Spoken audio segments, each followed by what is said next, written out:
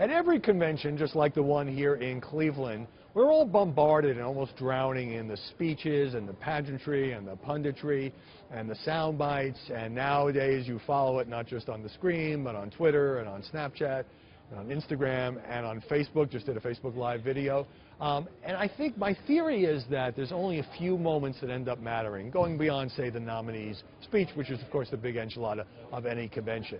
And every campaign tries to engineer those moments, and it doesn't always happen. So if you look back at past conventions, you had that moment when Al Gore just kept on kissing Tipper, and you had the moment in 1980 with the Democrats where Jimmy Carter was chasing Ted Kennedy around the stage trying to get that photo that he could never get of them raising their hands together.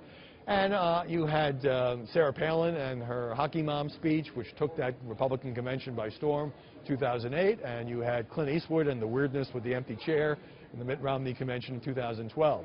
Well, the Trump campaign was hoping that the opening night would be like that because you had Rudy Giuliani, often called America's mayor, a major law enforcement voice, giving an impassioned, sometimes angry speech about Make America Safe Again.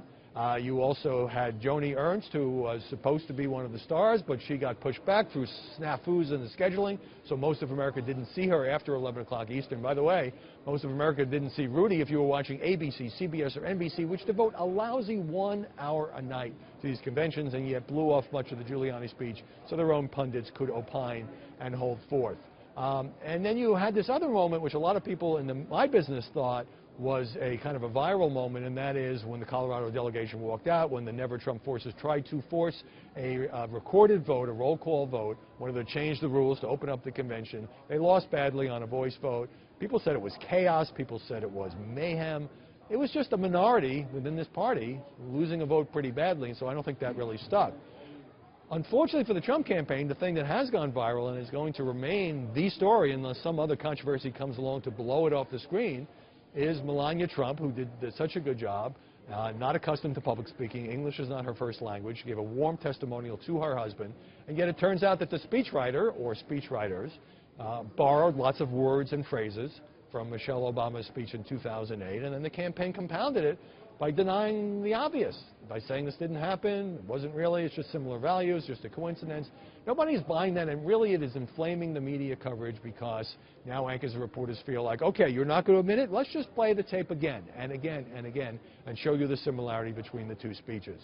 So it often happens that conventions just go off the rails, or they don't come out on time and you don't get the mass audience, or just, you know, people on Twitter goes crazy when Mitt Romney says binders full of women or something, and then that is trending with the hashtag. So Trump needs to get this campaign back on track. He's had some good moments. He's had some difficult moments. Unfortunately for him and unfortunately for his wife, the moment that everyone is still talking about, and you can blame this on the media didn't create this, and Hillary Clinton didn't create it. The moment that the media are still consumed by is the Melania-Michelle similarities. But when I talk to you again here tomorrow from Cleveland, maybe there'll be some whole other controversy consuming the press.